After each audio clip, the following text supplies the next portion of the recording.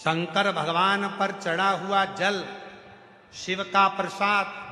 शिव महापुराण की विद्येश्वर संहिता में लिखा है, शंकर भगवान का प्रसाद यदि तुम्हारे हाथ में आ जाए, उसको लेने में एक क्षण की देरी मत करो, उसको प्रणाम करो और शिव जी का प्रसाद धारण करो।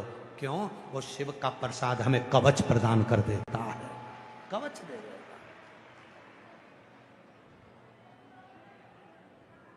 जिन जिन माताओं ने 16 सोमवार करे हों, संकट सोमवार करे हों, जरा हाथ उठाएंगे।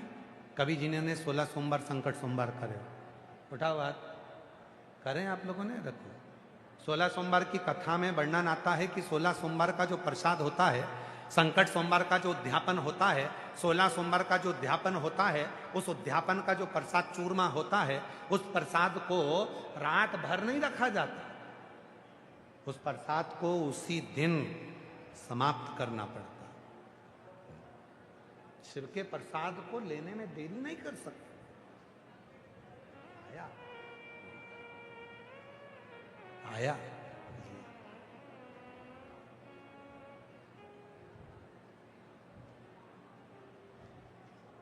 भंडारा गए हो?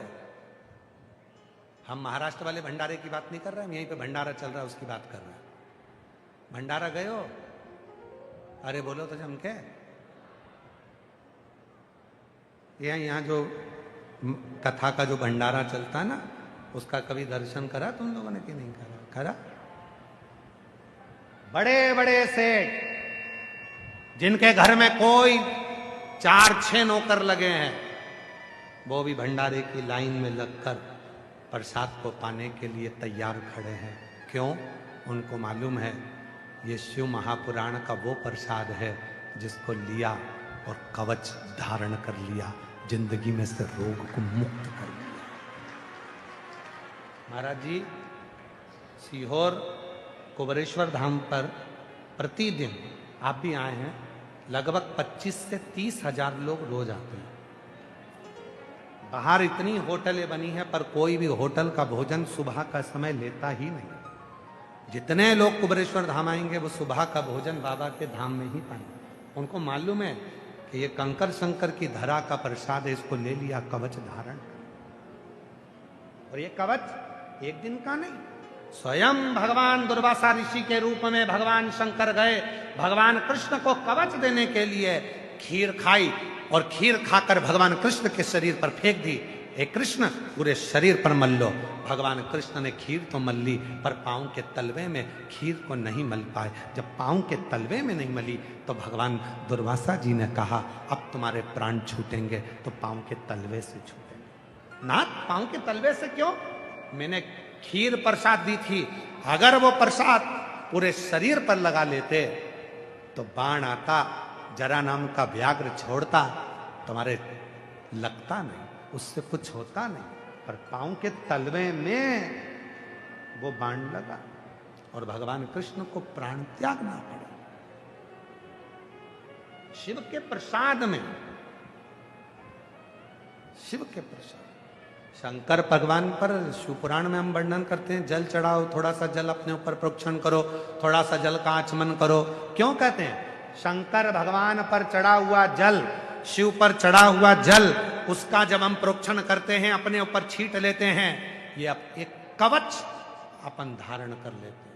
शिव पर चढ़ा जल का आचमन कर लेते हैं, भीतर के विकारों को, रोगों को समाप्त कर देते हैं। कितने रोग। एक पत्र है, अच्छा है, पत्र देखिए।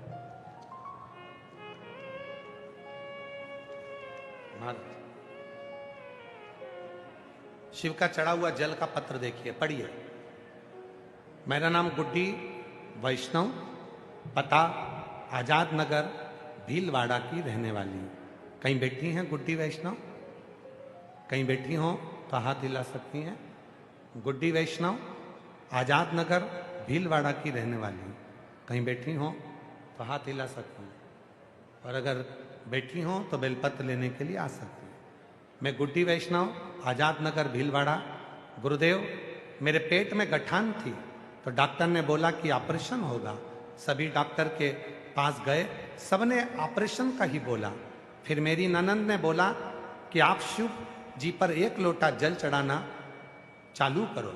मैंने 1 महीने तक शिव जी पर जल चढ़ाना प्रारंभ करा, 1 महीने तक बिलपत्र भी खाया और टीवी पर आपकी कथा भी सुनी।